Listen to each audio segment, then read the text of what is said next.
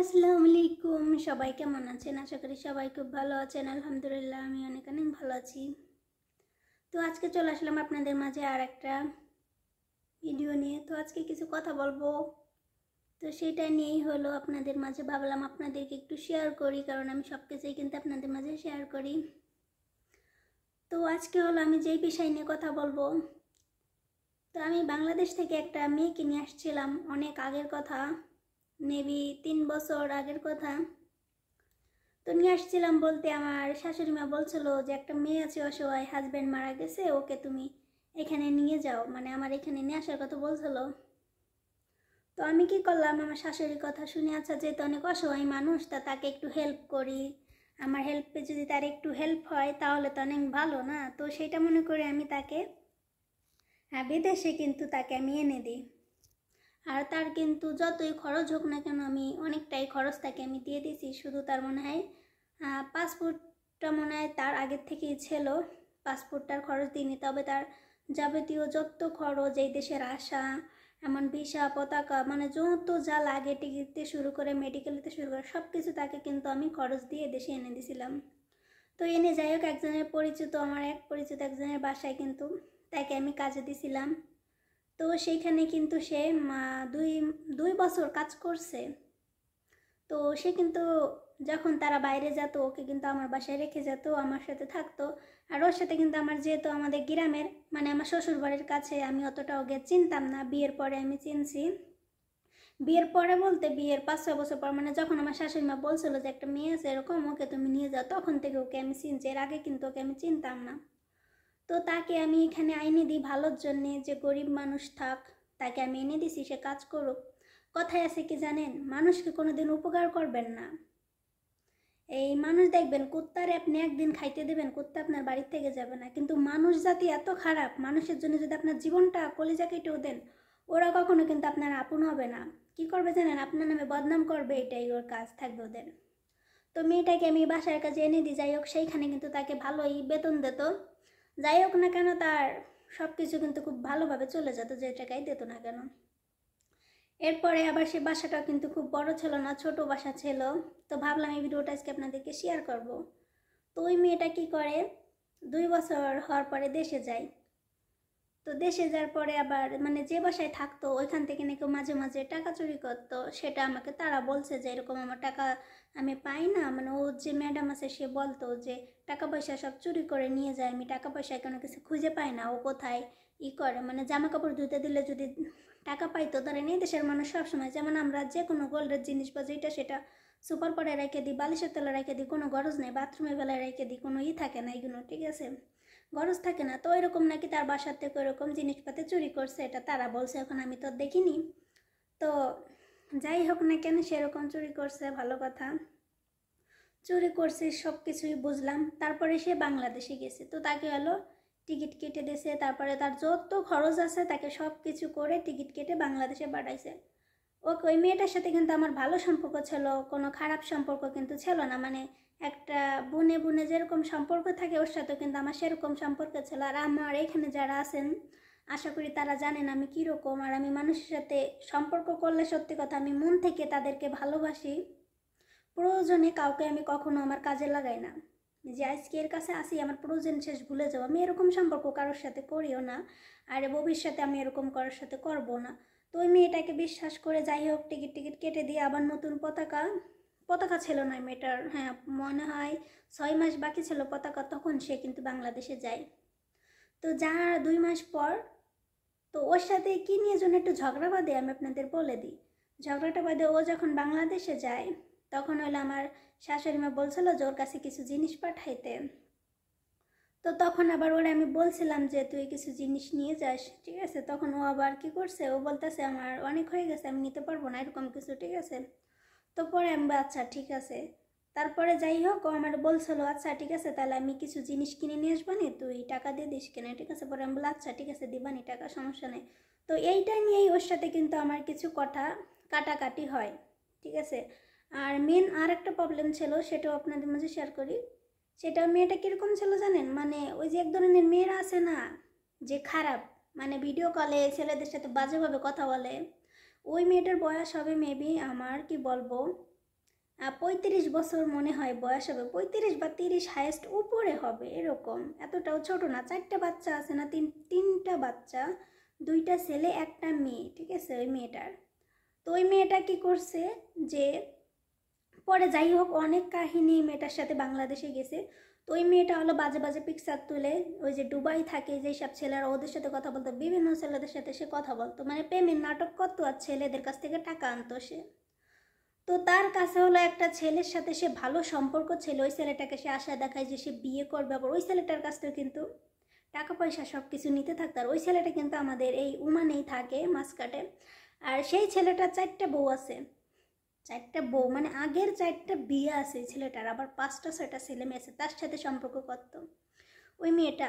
তো এই মেয়েটা তো সম্পর্ক করতো শুধু টাকার সাথে। তো ওই ছেলেটা একদিন আমার সাথে কথা বলছিল, ঠিক আছে। তাই আমি বলছি আপনি যে সাথে কথা বলেন এ তো এরকম মেয়ে, ঠিক আছে, আপনি কেন শুধু শুধুদের সাথে সময় নষ্ট করতেছেন। পরে ওই ছেলেরাও বুঝতে পারেন যে কোন টাইপের ছেলেরা এগুলো, যে ঘরে বউ থাকার পরে বাচ্চা থাকার পরে বিদেশে এসে অন্য মেয়েদের সাথে বাজে সম্পর্ক করতে থাকে, এগুলো হলো কাপুরুষ, ঠিক আছে। যারা দেশে বউ বাচ্চা রেখে আসা সবসময় বাইরের দেশে মানে মেয়েদের সাথে খারাপ সম্পর্কর জন্য ওরা জড়ায়, ঠিক আছে। তো ওই মেয়েটা এরকম, তখন আমি আবার এই ছেলেটাকে বলে দিয়েছিলাম, বলে দিলে কি হয় যে এখন ওই মেয়েটার আমার পরে একটা রাগ হয়ে যায়, কী রে ও আমার নামে এরকম কেন বললো। তো আমি তো ভালোর জন্যই বলছি, যে তো ওই ভাইয়াটা আবার অনেক ভালো ছিল, একদিক দিয়ে কথাবার্তা অনেক ভালো ছিল, মাঝে মাঝে ও কথা বললে আবার ওর যেহেতু স্বামী মারা গেছে, তো আমি এটা মাইন্ড করতাম না, আচ্ছা যাই তো স্বামী মারা গেছে, এখনও তো সেরকম বয়স নেই, একটা বিয়ে করলে করুক, সমস্যা কি। তো ওইভাবে মেয়েটাকে যাই হোক, এরপরে মেয়েটা কি করছে দেখেন তো, মানে ওই মেয়েটার কিন্তু এর মানে এটার কারণে আমার পর রাখছিল যে কী রে ওকে আমি এত ভালোবাসি, ও কেন আমার গোপন কথা ওই ছেলেটাকে শেয়ার করছে, ঠিক আছে, বলে দেছে কেন। তো যাই হোক না কেন, তো আর ওই মেয়েটা কীরকম ছিল জানেন, মানে কীরকম বলবো, যে বাজে বাজে ভিডিও করে ছাড়ে না, সেইগুলো মানে সব ছেলেদেরকে দিয়ে বেড়াইতো, ঠিক আছে, এত বাজে ছিল মেয়েটা। তো যাই হোক না কেন, এটা তার পার্সোনাল লাইফ, সে কীরকম করে চলবে জীবনে সেটা তার ইচ্ছা। তো তারপরে সে বাংলাদেশ থেকে আসে, ওমানে আসবে, ঠিক আছে। তো আসার আগেও আমার কী নিয়ে জন্য তার সাথে আমার একটু ঝগড়া বাচ্চলো, আমার মানে আমার শাশুড়ির সাথে ঝগড়া বাচ্চলো তার সাথে। তো যাই হোক এরপরে সে হলো ওমানে আসবে, ঠিক আছে। তখন দেখেন আমি চাইলে কিন্তু ওকে ক্যান্সেল করে দিতে পারতাম তখন, তাও কিন্তু আমি মেয়েটার ক্যান্সেল করে দিইনি। আচ্ছা যাই হোক, হোক না কেন, গরিব মানুষ, থাক, কিছু বলিনি আমি। তারপরে মেয়েটা ওমানে আসছে, আসার পরে কী করছে জানেন, ওর প্ল্যান ছিল যে ও এয়ারপোর্টের থেকে পলায়ে অন্য জায়গা যাবে, ঠিক আছে। তো যাই হোক সেটা সে পারিনি, পলায়ে অন্য জায়গা যাইতে পারিনি, তখন এখানেই আবার আসা লাগে। আসার পরে কী করছে জানেন, আজকে আসছে, মেবি রাত্রেবেলা আসছে, দুপুরবেলা ওর যে বয়ফ্রেন্ড আছে, ওর যে এতগুলো বয়ফ্রেন্ড ছিল, সে যে কোন বয়ফ্রেন্ডের সাথে ভাগছে এটা কিন্তু আজও আমরা শিওর না যে সে কার সাথে গেছে। এখন এইটার দোষ তার দোষ দিয়ে তো লাভ নাই, মানে একটা মেয়ে যদি 10টা 12টা থাকে তাহলে এখন কোনটার সাথে গেছে কেমনে বসবো বলেন। আর তোরা যে মেয়েরা বোকা, মানুষের বাসার কাজে আইসা যে ভিসা পাসপোর্ট রাইখা যে পলাশ, ঠিক আছে, যে দিন এমন এসে পড়বি, ঠিক আছে, তখন বুঝবি যে কত জানে কত চাল, মানুষের সাথে বেয়াদবি করে, একজনের বাসায় থাকিস, কাজ করিস, টাকা চুরি করে নিয়ে তাকে বাসার থেকে পলাশ, ঠিক আছে। তা তোদের মতন মেয়েরা হলো বেয়াদব। আর যেদিন পুলিশের হাতে ধরা খাবি সেদিন বাপের নামও ভুলবি, মানে দেশে যার নামটাও ভুলবি, ঠিক আছে। এটা বাংলাদেশ না যে কোনো কিছু কইরা তুমি ছাড় পেয়ে যাবা। এই দেশে আমার নামে যদি কেউ একটা মিথ্যে কথা বলে, আমি যদি পুলিশের কাছে এটা নিয়ে অভিযোগ করি, তা তার কম হলো 6 থেকে 1 বছর জেল হবে।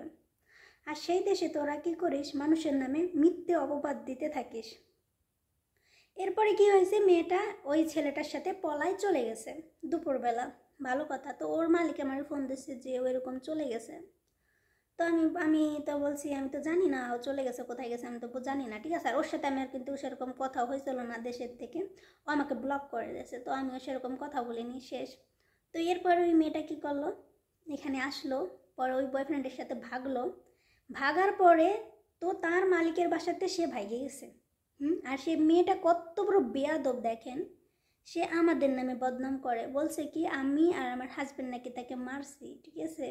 তো তুই তো আমার বাসায় আসিস নিস, তাহলে তোর মারলাম কিভাবে বল। তুই যদি আমার বাসায় আসতি তাহলে নাই মারতাম। আর তোর মালিক তো ধর সাক্ষী আছে, তুই যে বাসায় কাজ করতি তোর ম্যাডাম সাক্ষী আছে, তোর মালিক সাক্ষী আছে যে তুই সেই বাসা থেকে পলাইছিস, ঠিক আছে। এর থেকে বড় প্রমাণ আর কি লাগবে বল। এই দেশে তুই যার বাসায় কাজ করতি সে যদি আমার নামে অভিযোগ না দেয় তাহলে তোর বাপের ক্ষমতা আছে অভিযোগ দেওয়ার। ওই মেয়েটা কত বড় বেয়াদব, বাংলাদেশে কেস করছে যে আমার হাজব্যান্ড নাকি তারে মারছে, নির্যাতন করছে, এরকম এরকম নাকি তার সাথে খারাপ কাজ করছে, তাকে নাকি বাগানে নিয়ে ফেলাই দিয়েছে। এসে ভাই এটা বিদেশ, ঠিক আছে, বিদেশে এগুলো খুবই কমই হয়, এগুলো বিদেশে সম্ভব না, এগুলো বাংলাদেশে সম্ভব যে তোর মতন বুড়ো বিটিরে জঙ্গলে ফেলাই দেবে, বুঝছিস। তোদের তো পরিবার বলতে কোনো কিছু নাই, মানে কোন ফ্যামিলিতে হয়েছিস আল্লাহ জানে।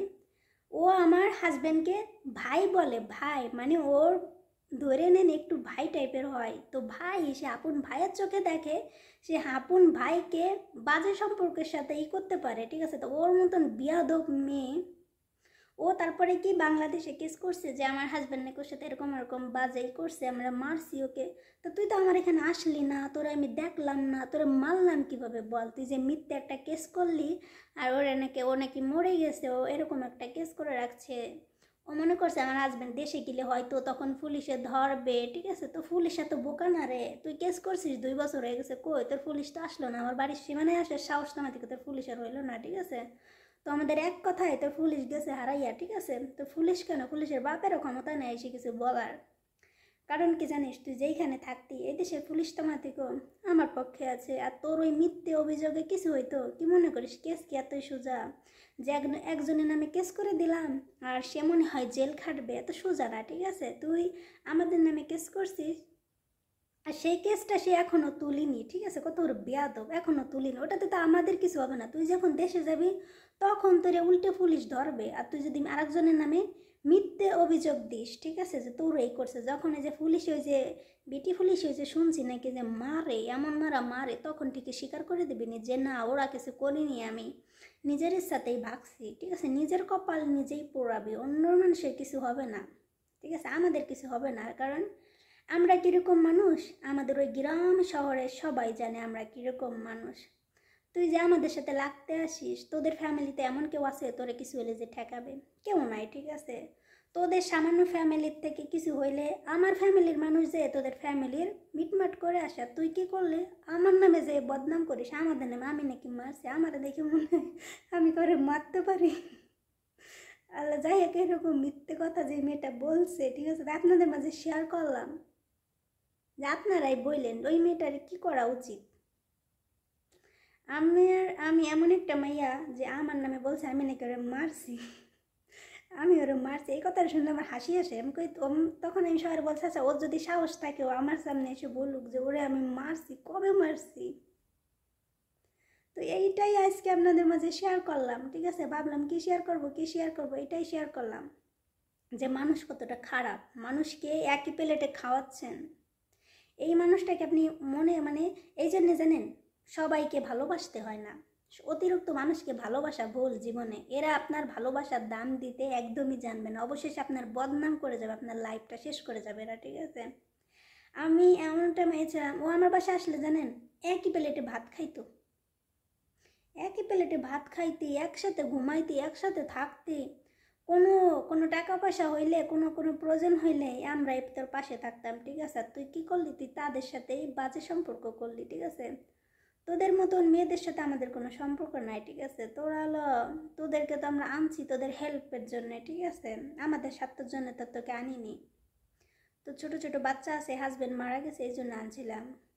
তো নিজের রাস্তায় নিজেই করছিস, বন্ধ করছিস, ঠিক আছে। যখন এই দেশে যখন এখন হয়তো ওই যে তোরে যেই ছেলে ওই যে নিয়ে গেছে নতুন নতুন স্বপ্ন দেখাইতেছে, 2 দিন যাক ওই ছেলে ওদের রাস্তায় ফেলাই চলে যাবে, ঠিক আছে। এটা বিদেশ, ওই যে কথায় আছে কি জানেন, বিদেশে যেসব মেয়েরা আছে তাদেরকে বলতাছি বিদেশে আইসা কখনো প্রেম ভালোবাসা কইরো না, ঠিক আছে। যারা বাসার কাজে আসছো বাসার কাজ করো, বাংলাদেশে যাও, ফ্যামিলিকে বলো, তারপরে বিয়ে করো। এখানে এসে এই ছেলের সাথে সেই ছেলের সাথে রিলেশন করবা, ঠিক আছে। এরপরে বাংলাদেশে যে কোনো ছেলেরা বিয়ে করবা, তখন ওই ছেলেটা কী করবা, তোমাদের মতন মেয়েদের সাথে সংসার করবে না, ঠিক আছে। তখন বলবা পুরুষ জাত ভালো না। আমি এই জিনিসটা দেখছি ওমান শহরে কেন, মানে সব জায়গা মেয়েরা কী করে, বাসার কাজে আসলে এক গাদি ছেলের সাথে কথা বলে, ঠিক আছে। এটা কোন ধরনের স্বভাব জানি না, বেশিরভাগ মেয়েরা এরকম, মানে বাজে ওই বয়ফ্রেন্ড গার্লফ্রেন্ড এদের তো অভাব থাকে না, এরপর ওই বাসার থেকে পলাবে আর মানুষের বদনাম করবে যে ওই বাসার মালিকেরা খারাপ ছিল, মারছে। আর আপনি একটু কথা আপনাদের বলে দিই, এরা যত বাসায় কাজ করুক না কেন, এই যে বলে ওরে এর বাসায় কাজ করলে মানে এই দেশের মানুষ নাকি খারাপ, পরকীয়া করে বা নির্যাতন করে, এগুলো সব মিথ্যে কথা, বুঝছেন? যার বাসায় কাজ করে এরা কখনো এসব কাজের মেয়ের মুখ চোখ খুলে তাকায়ও দেখে না, বুঝছেন? এগুলো হলো মানে ফালতু একটা ভুয়া কথা। ওরা কি করে জানেন? এসব বাসার মেয়েরা হলো পরকীয়া করে, ঠিক আছে? যখন ছ্যাঁকা খায় মানে ওই ছেলে যখন ওকে সাইডে দেয় এরকম বেয়াদবি কাজ করে, তখন কি করে? তখন ওই সাংবাদিকের কাছে যে বলবেন বাসার মালিক ভালো ছিল না তাই আমি চলে আসছি, এগুলো সব মিথ্যে কথা বলে, বুঝছেন? ওরা হলো ওই পাকিস্তানি ছেলেদের সাথে সম্পর্ক করবে, বিভিন্ন ছেলেদের সাথে সম্পর্ক করে, তারপরে কি করবে? মালিকদের দোষ দেবে, মালিকরা খারাপ। আর এই দেশের বেটার এত খারাপ না যে ওইসব কাজের মেয়েদের কাছে যাইয়া রাত কাটাই বেড়াবে, ঠিক আছে? ওইসব মেয়েরা হলো বাইরে সম্পর্ক করে, তারপরে যে আরেকজনের নামে বদনাম দেয়, ঠিক আছে? বেশিরভাগটা এটাই আমি দেখছি। আমি এই ওমান শহরে অনেক দিন ধরে আছি, তো আমার যেটুকু আইডিয়া আছে আর আমি যতটুকু দেখছি আমার মাথায়, তো আমি এইটুকুই দেখছি যে বাসায় মেয়েরা কাজ করলে বাইরে এরা সম্পর্ক করে, যাতে টাকা পয়সা দেয়, ওদের খরচ দেয়, ওরা ওইরকমভাবে থাকে। আর এরপরে কি করে? বাসার মালিকের নামে বদনাম করে যে বাসার মালিক ভালো ছিল না, আমার সাথে এটা করছে সেটা করছে, এরকম বিয়াদব, ঠিক আছে? আর ভিডিওটা কেমন লাগলো সবাই নিশ্চয়ই বলে যাবেন। আর আজকে ভিডিওটা এত বড় হয়ে গেছে কথা বলতে বলতে।